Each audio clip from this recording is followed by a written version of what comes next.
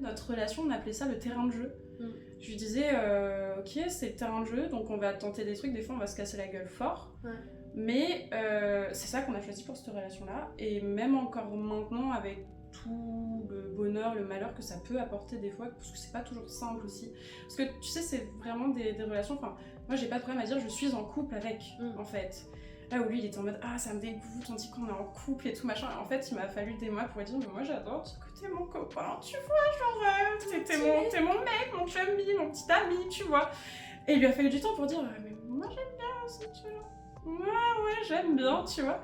Et c'est rigolo parce que bah du coup une des personnes que je rencontre après, avec qui je relationne actuellement, genre on a aucun souci à me dire attends mais je suis trop content qu'on soit en couple, tu vois. Je suis en mode oh ouais, je trouve ça tout doux, tu vois, genre vraiment c'est très cool. Et c'est pour ça que des fois le terme de couple, je me dis bah j'ai été un peu en dehors avec plein d'amants, machin, tout ça, et c'est un truc qui moi j'aime bien.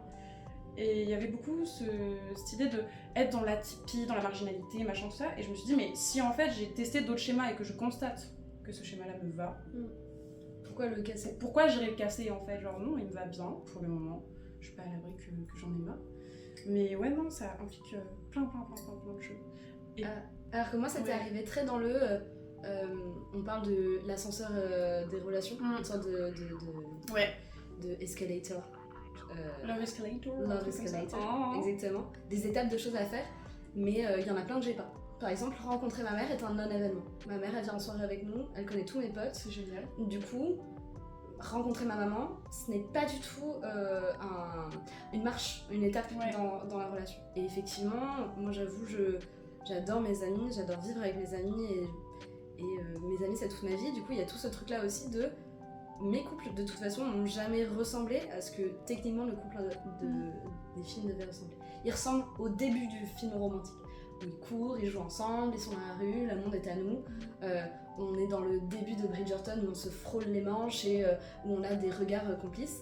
Mais mon couple, il ressemble jamais à ce qui est la fin, en tout cas la suite des couples, qui est on dort ensemble tous les soirs, on habite ensemble parce que c'est ce qu'il faut faire, et on va faire des enfants parce que c'est ce qu'il faut faire. Et du coup, c'est un peu rigolo de je suis en couple, mais mes couples ressembleront jamais à ce que les gens classiques perçoivent du couple. Ouais, ok. Ouais, c'est intéressant parce que tu vois, Bordeaux, j'y suis depuis pas longtemps. Donc mes relations amicales sont pas très étendues. Et là, ce week-end, je suis retournée du coup à Marseille, ma ville, machin, tout ça, et j'ai retrouvé tous mes meilleurs potes. Et en fait, je me suis pris une douche d'amour, mais monumentale, tu vois, et dont une pote où en fait je suis totalement amoureuse d'elle, tu vois, et qui me dit, mais elle me dit, moi je te vois, je suis juste heureuse que t'existes, quoi. Et en fait, c'est que des relations amoureuses, quoi. C'est des trucs tellement forts, et il y a mon meilleur pote du coup qui m'a fait ma coupe. Il est très heureux avec un gars en couple et tout, et à un moment il décrit sa relation avec ce mec, il est très monogame, ça. Et je lui dis ouais, vrai, ta relation de couple, enfin, c'est celle qu'on a tous les deux, sauf que moi je suis une nana et toi en fait t'es gay, et lui c'est un mec, et il me fait bah ouais en fait lui c'est un mec, c'est ça la différence. Et j'étais là, ah c'est intéressant du coup, parce qu'en fait comme on n'a pas de sexualité techniquement, bah du coup tu rencontres ce mec là qui te fait tourner la tête et tout, c'est trop bien, mais en fait on a une relation amoureuse depuis le début, et genre qui a été dite, et c'est rigolo parce que quand ça faisait 1 an qu'on se connaissait, je voulais vraiment le date, tu vois, ce pote là, j'étais en mode putain Jo, ça va faire 1 an qu'on se connaît et tout, viens on se date, tu vois. Et en fait il a pas tilté du tout que je lui demandais limite un date un peu romantique, tu vois, mais sans un peu pas vraiment d'engagement, genre juste on se fait notre petit truc tous les deux, tu vois. Et il a pas du tout tilté, du coup j'étais là, ah c'est dommage. Mais ouais, genre les relations amicales, en vrai, enfin, c'est ça qui te porte, je crois, au bout du compte. Et ça c'est une belle dissonance cognitive chez moi, parce que j'aimerais que ce soit mes couples qui me portent, mais mes potes, genre, c'est... Je suis en mode, mais waouh, genre ils sont trop fous. Et moi c'est vraiment ce truc là de mes amis ils ont toujours été là, et de j'ai jamais eu une relation qui a duré plus de 2 ans, alors j'ai des relations amicales qui durent plus longtemps. Et d'ailleurs c'est pendant ces périodes un peu de célibat où j'étais là, mais je trouve ça trop bizarre qu'on célèbre une personne avec qui t'es depuis 6 mois et juste tu couches avec, et pas mon meilleur pote avec qui je suis depuis hyper longtemps. Et du coup avec mes meilleurs amis on célèbre nos anniversaires d'amitié. J'aimerais trop faire ça. En février j'ai célébré 8 ans avec mon meilleur pote, on a fait un resto, on fait des petites soirées tous les deux, on commémore un peu tout ça. Et je suis là, du coup, c'est quoi la différence? Et je pense que ce sera peut-être tout un épisode entier de la sexualité dans tout ça, parce que moi, effectivement, une des différences entre mes amis et mes relations, et mes relations romantiques, c'est qu'il y a une envie, en tout cas, de sexualité, de corps, et de vouloir toucher l'autre de notre manière que se faire un câlin vite fait. C'est intéressant parce que du coup, pour reprendre cette relation que j'ai un peu avec mon meilleur pote, quand j'étais en relation monogame, un très bon ami depuis 7 ans, donc ça faisait longtemps qu'on était dans la vie l'un de l'autre, et un peu, c'était vraiment ce pote où dès qu'il avait une nana, il me parlait plus, parce que j'ai dérangé toutes ces nanas.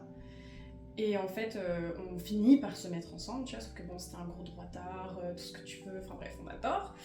Et quand on s'était mis au tout début, ça s'était même pas discuté le fait que j'embrasse Jo sur la bouche, tu vois. C'était un truc, on se trouvait des patins, mais d'un autre monde. Et en fait, un jour, Jo, qui a des gros problèmes de santé, m'appelle en me disant je suis en train de faire une crise, il faut que tu viennes chez moi. Et en fait, je lâche tout, je pars en courant et je croise du coup une pote à moi qui me dit tu vas chez qui et tout. Je dis je vais chez Jo et tout. Elle me dit ah mais tu m'en as déjà parlé. Elle me dit vas-y va retrouver ton amoureux. Et en fait je me suis dit mais en fait c'est me voiler la face. Je suis dans un couple monogame mais il y a une personne dont je suis littéralement folle amoureuse, mais j'ai absolument aucun besoin de sexualité avec cette personne. Mais en fait, il est là et il fait partie, tu vois, de mon équilibre intérieur et aussi, j'ai envie de dire, de la santé mentale. Parce que tes potes et tes amours, moi, ils ont une prise sur ma santé mentale qui est gigantesque. Et c'est pour ça que j'ai toujours envie de savoir qui sont les métamours, quelles sont exactement les relations et les dynamiques de relations. Parce que moi, je suis tellement influencée par tout le monde qu'il faut que les gens avec qui je relationne soient au courant